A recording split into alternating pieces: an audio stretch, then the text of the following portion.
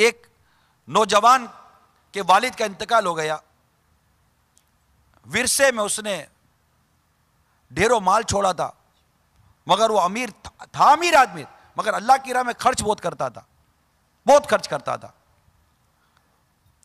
جب اس کا انتقال ہو گیا تو اس کی بیوی نے سوچا کہ بچہ ایک چھوڑا ہے تو اس کے حصے کا کچھ پیسہ نکال کے رکھ لیا، اور بیوی نے کہا کہ یہ اللہ کی راہ میں خرچ کرنے کو اہمیت دیتا تھا تو میں بھی اللہ کی راہ میں اس کا سارا مال خرچ کر دیتی ہوں۔ اس نے بھی اللہ کی راہ میں خرچ کر دیا۔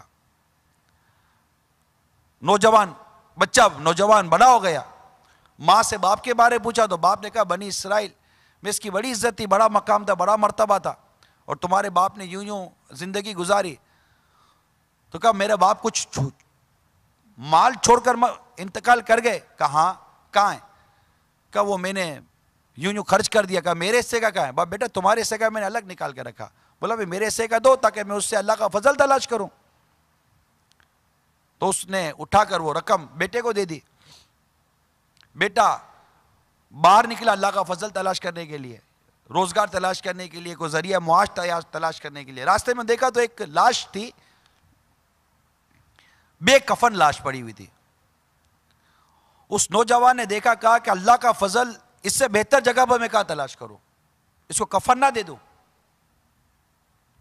تو اس نے اس میں سے اکثر رقم اس کے کفن دفن میں خرچ کر دی ہے، اور جو تھوڑی بہت رقم تھی وہ لے کر چلا۔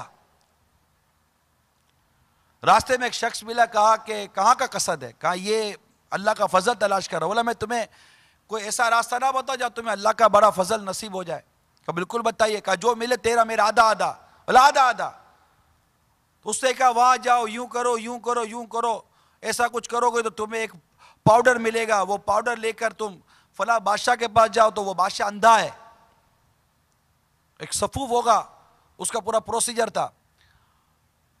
تو وہ بادشاہ کی آنکھ میں لگاؤ گے تو بادشاہ کی بینائی واپس آ جائے گی، وہ تمہیں نوازے گا، تو جو ملے تمہارا میرا آدھا آدھا۔ اور ٹھیک ہے۔ جب وہ سارا وہ کرا کر پروسیجر بچی کچی رقم کا، وہ جب بادشاہ کے بعد پہنچا تو بادشاہ نے بولا کیا؟ بولے صفوف لایا ہوں، سرمے کی طرح تمہاری آنکھوں میں لگاؤں گا، تمہاری آنکھوں کا نور واپس آ جائے گا۔ بادشاہ نے اپنے خادم کو کہا پہلے اس کو ادھر لے جاؤ جو میرا آنکھوں میں سرما لگانے کے لیے آئے تھے، ان کا کیا حال ہوا ہے۔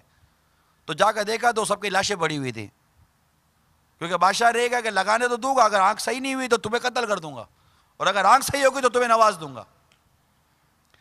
وہ نوجوان پھر بادشاہ کے پاس آیا کہ اب کیا خیال ہے تیرا؟ بولا میں آنکھوں میں آپ کے یہ لگاؤں گا پاؤڈر سرمے کی طرح۔ کہ وہ دیکھے تھے؟ بولا دیکھے تھے، پھر بھی میں لگاؤں گا۔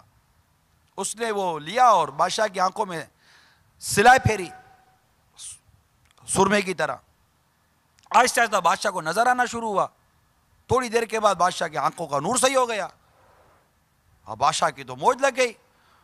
بادشاہ نے کہا واہ، بولا اب میں تو تجھے جو دوں وہ کم، لیکن میری سب سے پسندیدہ چیز میری ایک ہی خوبصورت بیٹی ہے، میں تیرا اسے نکاح کر دیتا ہوں، اور اتنا اتنا مال تیرا۔ اس نے نکاح کر لیا، مال بھی لے لیا۔ بادشاہ کے بعد تھوڑے عرصہ رہا تو راستے میں وہ بعد میں اس کو ماں یاد آئی کہ چلو ماں کے پاس چلتا ہوں، تو بادشاہ نے کہا جاؤ، بیوی کو ساتھ لے جاؤ، مال بھی لے جاؤ۔ اور جب وہ راستے میں تھا تو پھر وہ شخص اسے ملا جس نے اس کو سارا راستہ بتایا تھا، تو کہا کہ مجھے پہچانتے ہو؟ بولا نہیں۔ بولا میں وہی شخص ہوں جو تمہیں ملا تھا اور تمہیں سارا راستہ بتایا تھا، اور تمہاری ہماری بات ہوئی تھی آدھا آدھا 50-50۔ کہا ٹھیک ہے میں زبان پہ قائم ہوں، یہ لو آدھا مال تمہارا۔ بولا ابھی بھی کچھ باقی ہے؟ بولا کیا؟ بولا بادشاہ نے تم کو سب سے انمول چیز تمہاری بیوی ہے، اس کی بیٹی۔ بولا پھر کیا؟ بولا آدھی تمہاری آدھی میری۔ اس کا آدھی کیسے ہوگا؟ بولا لو آڑا اس کو آدھا کرو، آدھا تو رکھ آدھا میں رکھتا ہوں۔ بولا اچھا دو آڑا۔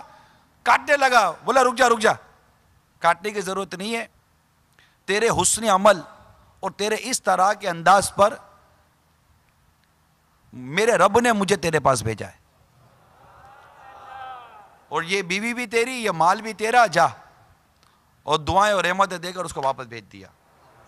آپ دیکھیے اللہ کی راہ میں باپ خرچ کر رہا تھا، اس کے انتقال کے بعد اس کی بچوں کی امی نے خرچ کیا، پھر بچے کو جو ملا بچے نے بھی تھوڑا رکھ کر سارا اللہ کی راہ میں خرچ کر دیا، آخر کتنا اللہ تعالیٰ نے اس کو نوازا۔